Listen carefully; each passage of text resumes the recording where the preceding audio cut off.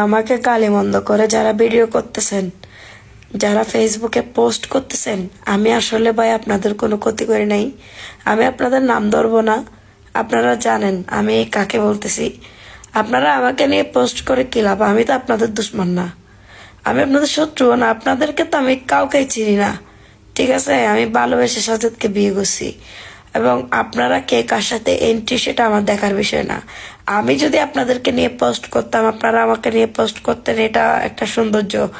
এখন আপনারা, আমি চাকরি করছি বিদেশে, অবশ্যই আমি চাকরি করছি ভাই, আমার স্বামীর জন্য যদি আমার ভিক্ষা করতে হয় আমি তাও করব, কিন্তু আপনারা এগুলা নিয়ে কথা বলতে পারেন না।